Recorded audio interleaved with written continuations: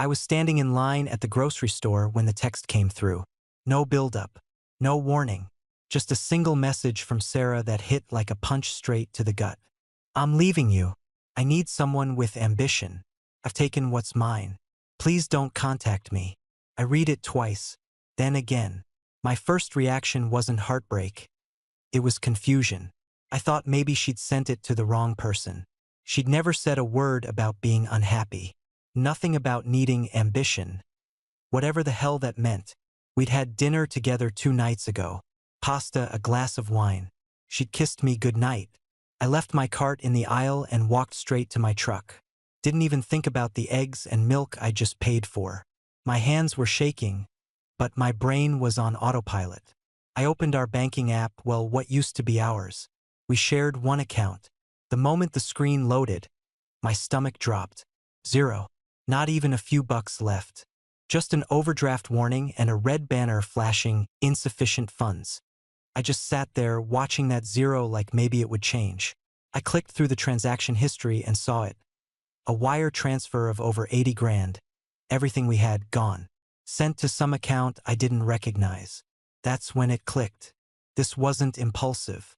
She'd planned it. I'd been busting my ass for years while she worked part-time and talked about starting her own thing. I'd handled the bills, the boring stuff. She was always the ideas person. Now I was the idiot staring at a drained bank account and a breakup text like some clueless extra in a bad Lifetime movie. You need someone with ambition, she said. Like working overtime and putting her name on everything I built was worthless. I scrolled through my texts. Nothing from her before that. No warning. Just one nuke dropped straight on my life. That's when I remembered something. Months ago, she'd insisted on changing our banking structure for tax benefits. I hadn't thought much of it. I trusted her. Turns out, trusting Sarah was like handing a toddler a shotgun and hoping for the best. I stared at that last transaction for a full minute before I smiled. Not because it was funny, but because she had no clue what she'd just done. She thought she screwed me over, but I knew something she didn't. She made herself the only one legally responsible for all of it. I opened her message again, typed out 2 words. You too. Then I blocked her number, tossed my phone in the passenger seat, and started the truck. Let the chaos begin. I didn't even make it home before the call started. First her, then her sister, then her mom. All back to back like some kind of coordinated panic attack. I ignored every single one. By the time I walked into my apartment, I had 22 missed calls and 9 unread messages. All caps. All desperate. Nathan, pick up. We need to talk. It's not what you think.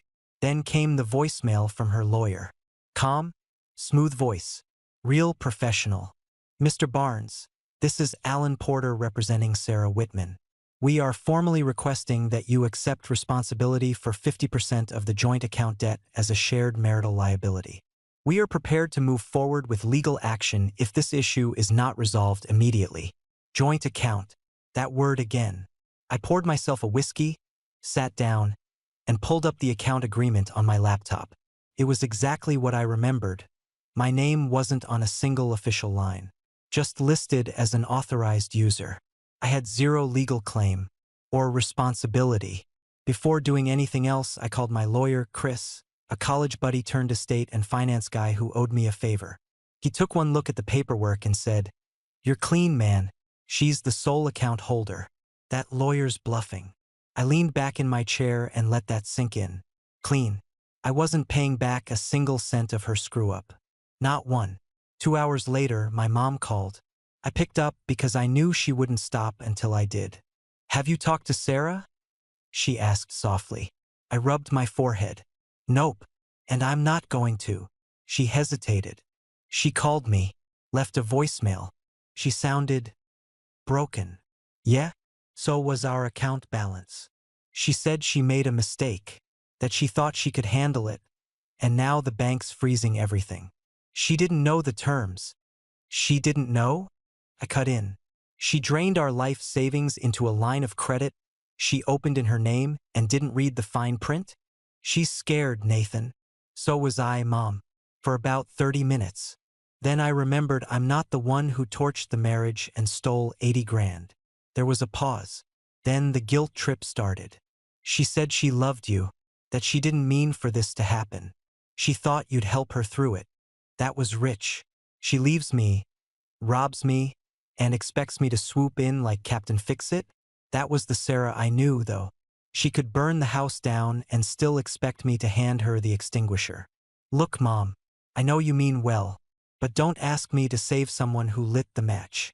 I hung up and tossed my phone on the couch. A few seconds later, it lit up again. This time it was Sarah's dad. I didn't even bother answering. That man hadn't called me in 3 years. Not even for birthdays. But now that his daughter was sinking, suddenly I was worth talking to? That night I went through the messages again. One from her sister stood out. She messed up, but you're still her husband. Be the bigger person. I stared at it. Be the bigger person. That phrase had followed me around like a damn shadow since we got married. Sarah crashes the car? Be the bigger person. Sarah maxes out a credit card by accident? Be the bigger person. Sarah quits her job again because her boss was toxic? You get the idea. I had spent the last 6 years being the bigger person. And where did it get me? Alone, broke on paper, and treated like a safety net that just refused to snap. Well, the net's gone. Let her fall. I didn't reply to a single message. I didn't return a single call. I let the panic build and the silence drag. This time, she'd clean up her own mess. I was done saving her. I started digging the same night. If she was stupid enough to blow up her life, I wasn't going to be the guy who got caught standing in the blast radius. I pulled up every email I could find from the time she set up the joint account. I knew there had to be something there. Some clue she'd missed or more likely ignored. And there it was. Buried in a forwarded email chain from her personal inbox was a message from a Chase business account rep. The subject line read, "Approved. Business line of credit, Sarah Whitman Consulting LLC." My stomach dropped. That name, her little consulting firm that never actually had a client, was the one she slapped on everything when she got into that entrepreneur phase. I remembered the day she set it up. We were sitting at the kitchen table, bills spread everywhere. She had her laptop open and a half smirk on her face like she just cracked some genius code. "This is how rich people do it," she said, tapping away. "You open the account under your business and run everything through it. The IRS doesn't touch your personal income. It's clean, efficient, tax smart." I raised an eyebrow. "Is that even legal?" She laughed. "Nathan, please. I know what I'm doing." Turns out she didn't know shit. I pulled up the documents again and scanned the details. She'd opened the line of credit solely under her business name. Listed herself as the guarantor. I wasn't even a co-owner of the LLC. My name was nowhere near any of the paperwork, just listed as an authorized cardholder, which legally meant I could swipe, but I wasn't on the hook for squat. The next morning, I called the bank, told them exactly who I was, asked about my liability, and read off the account number. The rep on the line didn't even hesitate. "You're not financially liable for any balance on this account, sir," she said. "Only the primary account holder is responsible." I sat there in silence for a second, feeling my blood pressure drop for the first time in days. "Just to be clear," I asked, "even if we were married when she opened it, doesn't matter. Your name's not on the agreement. She opened it independently through her business. You're not liable." I hung up and let out a long breath. Relief doesn't even cover it. It was like watching someone crash a car they stole from you and knowing the insurance claim wasn't your problem. But it was also infuriating. She had no clue what she'd done.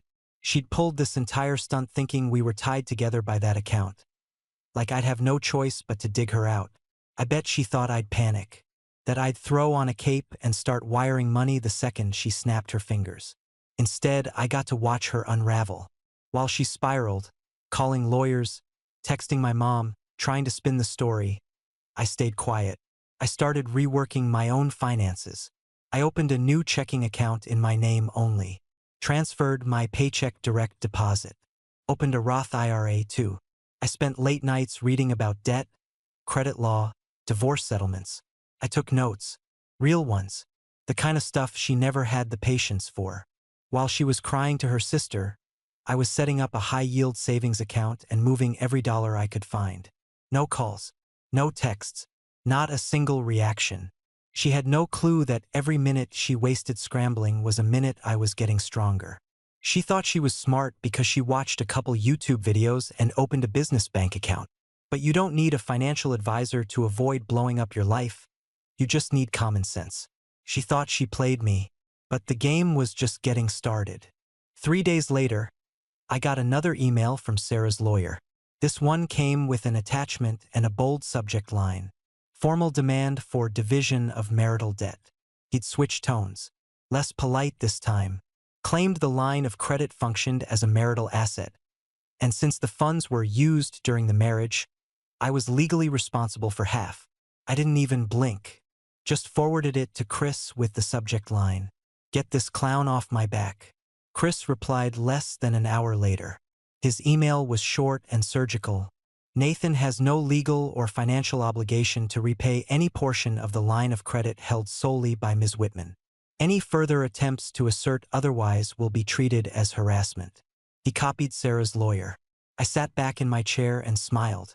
If they thought that was going to scare me into opening my wallet, they clearly hadn't realized I stopped playing hero the minute she stole from me. Next came the in-person stunt. I was halfway through cleaning out my fridge when I heard a knock on the door. Hard. Repeated. I opened it and there he was, Tom Whitman, Sarah's dad. Same smug face from our wedding. Same forced smile. "Nathan," he said, trying to sound warm, like we were about to toss a football or some crap. "Got a minute?" I stepped out, pulled the door halfway shut behind me. "Make it fast. I just think it's time we had a man-to-man." "Nope." He blinked. "Excuse me?" I said nope. I don't do surprise visits.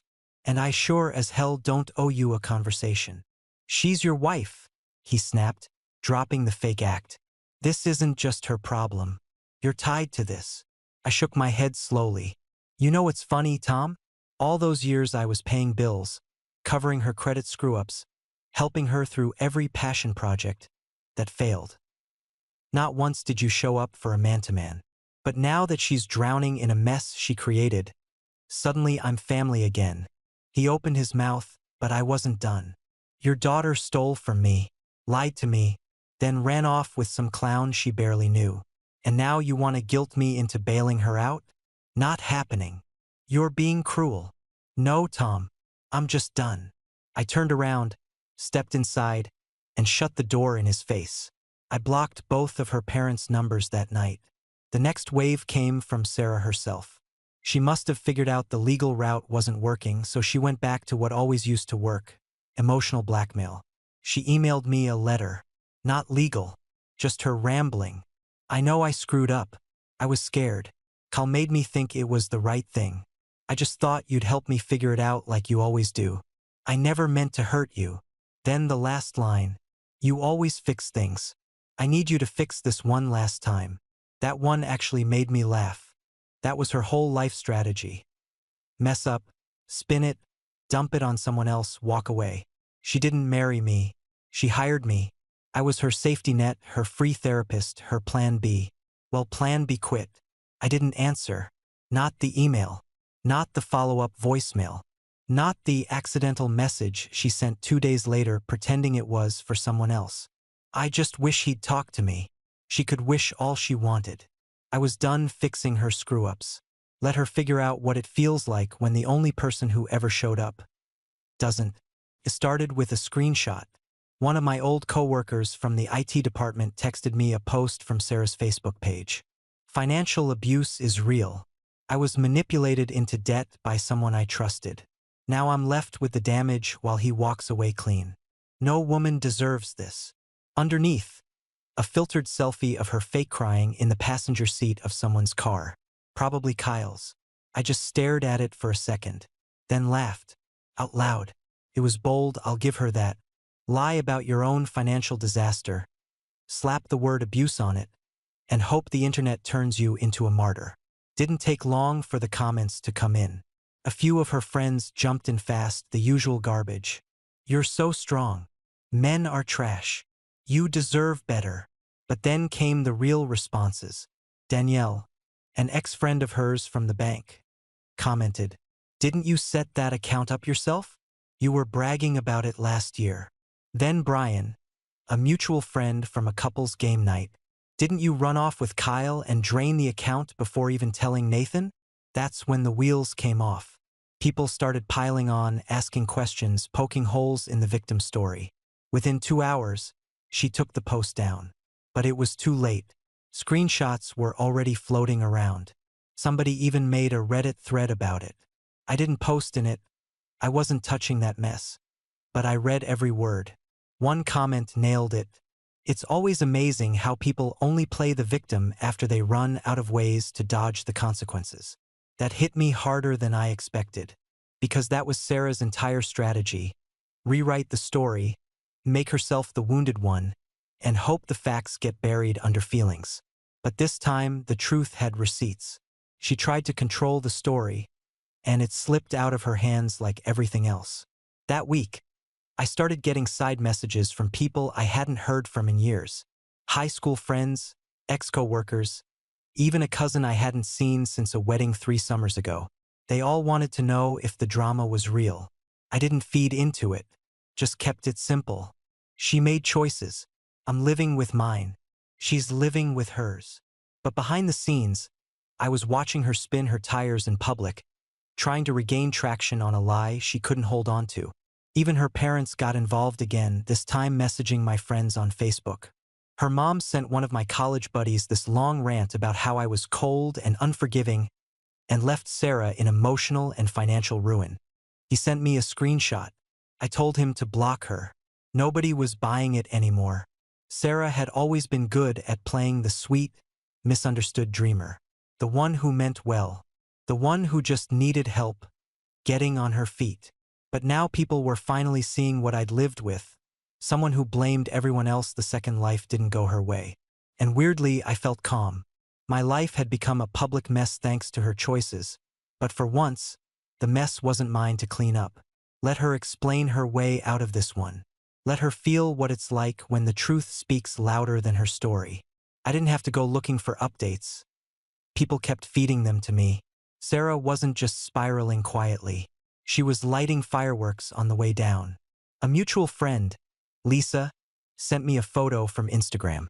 Sarah and Kyle were poolside at some resort in Arizona, holding margaritas, captioned, "Healing in the Desert." I stared at it, then at the date. 3 weeks after draining the account. Another picture a few days later, this time in Miami.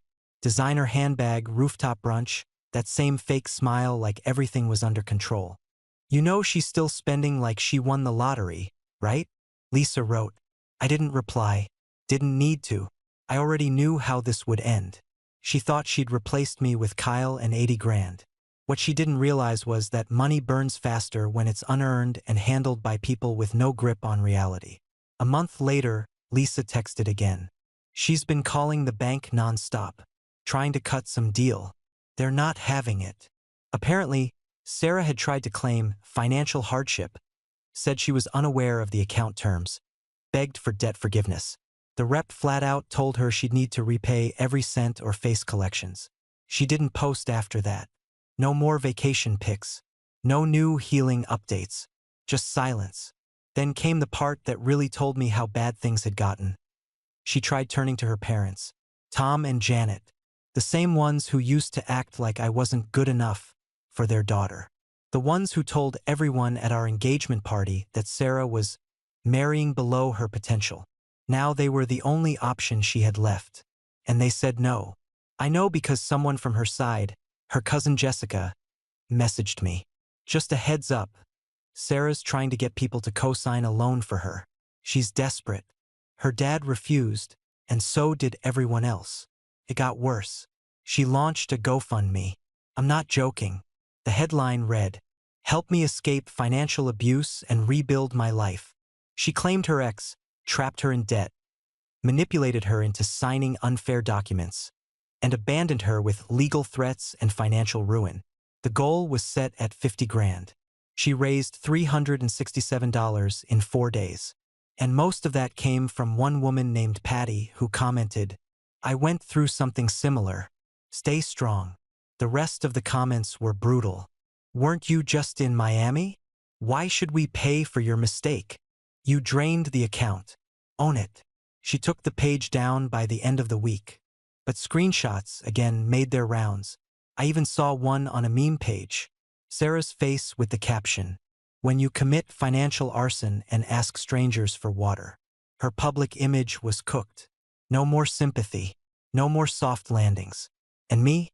I stayed quiet. I watched her blow through $80,000 like it was Monopoly money. I watched her try to lie, guilt, and crowdsource her way out of a problem she built from scratch. And I didn't say a single word. Because when someone builds their own house of lies, the best seat in the world is the front porch across the street, watching it burn. About a week after she killed the GoFundMe, the calls started.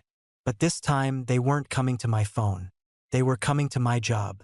I was in a morning meeting with my team, budget reports and supply chain updates, when my manager tapped me on the shoulder and said, "Hey, HR wants to see you."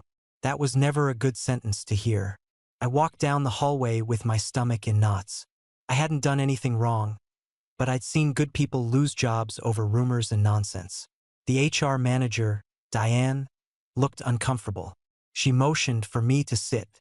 "We've received several calls this week," she started, "from someone claiming you financially exploited them during your marriage." I didn't even have to ask. "Sarah," I said flatly. She didn't give her name at first. Just said you used your position to manipulate shared finances. She's called 3 times in the last 2 days. Told our receptionist she'd go to the media if we didn't investigate. I let out a breath. "Okay, then let me show you something." I pulled out my phone, opened my cloud folder, and played the voice memo I'd saved. It was a call from weeks ago, Sarah in full meltdown mode. "You think you're safe at that desk job? I'll make them see what you really are. You left me drowning. I'll burn everything you have left." Diane didn't say a word until it ended. Then she asked, "Do you have any written documentation about the financial situation?" I opened my laptop and showed her the bank documents, the business credit agreement, the proof I was never legally tied to the debt. After 10 minutes, Diane leaned back and nodded. "All right, I believe you, but we'll need to escalate this. Your ex-wife is harassing our staff. If she keeps contacting the company, we'll involve legal." They sent Sarah a formal cease and desist the next day. She ignored it. 2 days later, she called again. Told the front desk I was a danger to women and claimed I'd hidden money through my employer. That was the moment the company's legal team stepped in. They filed a police report, citing harassment and defamation. She didn't stop there. She posted on LinkedIn, tagging my company, accusing them of sheltering financial predators. She claimed I used corporate connections to evade accountability, and that she was a whistleblower facing retaliation. She even screenshotted my employee photo from the company website and posted it with the caption, "This man left me $80,000 in debt. When will the system protect women?" That was the line she crossed. Legal had seen enough. They sent a takedown request, then filed a civil complaint. A judge issued a temporary restraining order banning her from contacting me or my employer. The cops served her the paperwork the next day. And from what I heard, she tried to argue with the officer. Claimed she was exposing a corrupt system. What she didn't realize is once you get served a restraining order and keep going, it becomes criminal. And she kept going. She emailed HR again, called my manager directly, tagged the CEO in another post. 2 weeks later, she was arrested for violating the order. Misdemeanor harassment, stalking, and contempt of court. She posted bail, but the damage was already done to herself. I didn't cheer. I didn't gloat. I didn't post a single word.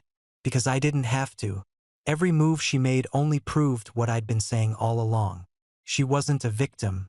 She was reckless, vengeful, dangerous. And now the law finally saw it, too.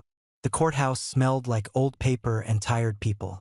I sat there in a dark suit, hands folded, watching Sarah whisper to her lawyer like they were plotting the final round of a game she still thought she could win. She wore all black, dramatic like she was in mourning, heavy makeup, The same hollow look she'd been carrying for months. The judge, a middle-aged woman with sharp glasses and zero tolerance for bullshit, walked in, flipped through the file and went straight to business.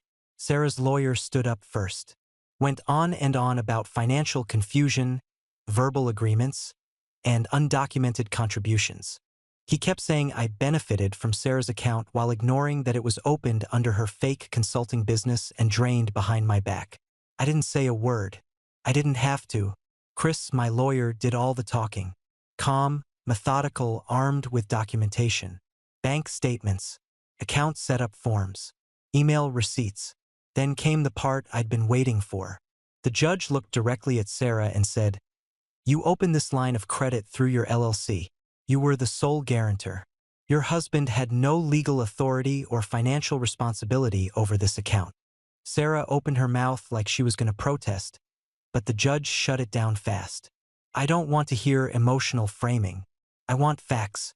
This court doesn't deal in social media stories. It deals in contracts. And yours are very clear." Sarah's lawyer tried to pivot, started talking about alimony, lifestyle expectations, the usual grab bag. Said she deserved support for the emotional harm I'd caused by abandoning her. The judge actually laughed. "You emptied a business line of credit and fled the marital residence without notifying your spouse. You initiated financial separation and personal abandonment. You are not a victim of this divorce. You're the cause." Boom. Then came the ruling. I got everything. The apartment mine. My 401k, protected. No alimony. No asset split. No spousal support. And the best part? She was ordered to repay the full balance of the business credit line, plus legal fees. The judge even added a line to the ruling. The court finds the defendant's financial behavior to be malicious in intent. That phrase stuck with me. Malicious in intent. It was the most honest thing anyone had said about her through this entire mess. She didn't just screw up. She knew what she was doing, and did it anyway. I didn't look at her when it ended. I stood up, shook Chris's hand, and walked straight out of the courtroom. But out of the corner of my eye, I saw her face fall. Like the verdict knocked the wind out of her. Like she really believed she could charm or cry her way through a courtroom the same way she did through our marriage. Outside, I finally exhaled. There wasn't a parade. No applause. Just me and the quiet buzz of the street as I walked back to my car with the paperwork in hand. I'd won. Not because I played dirty. Not because I fought harder. I won because the truth held up, and she couldn't fake her way out of it. After months of chaos, silence, manipulation, public lies, and legal threats, Sarah walked away with nothing. And for the first time in years, I walked away free. A few months passed.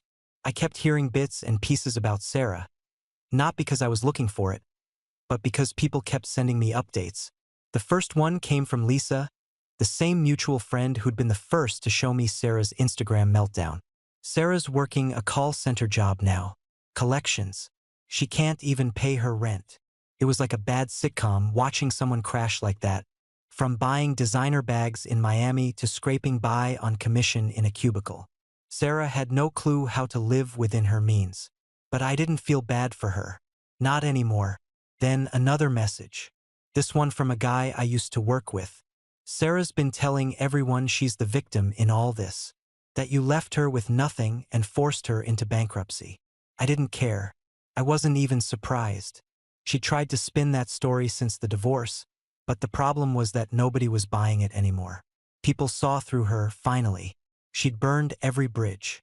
Every sympathy she had left ran out with her GoFundMe campaign. I moved on. My life didn't revolve around Sarah anymore. I focused on my job, my future, and dating someone new. Her name was Emily. We met through a financial literacy workshop of all places. Emily wasn't flashy. She didn't need to be. She actually understood how money worked, and we talked about savings and investments the way most people talk about movies and vacations. We had the same values. Stability, hard work, no drama. We were building something together, something real. As for Sarah, she remained a ghost in my past. I didn't need to follow her down anymore. I didn't need to feel sorry for her or root for her to make a comeback. She'd already made her choices, and I made mine. And that was all that mattered now. I thought back to the last thing I'd said to Sarah during the divorce hearing when the judge dropped the hammer. You're the cause. Funny thing, when people destroy their own lives, they never see it coming until it's too late. Good luck surviving, Sarah, I muttered under my breath. You're going to need it.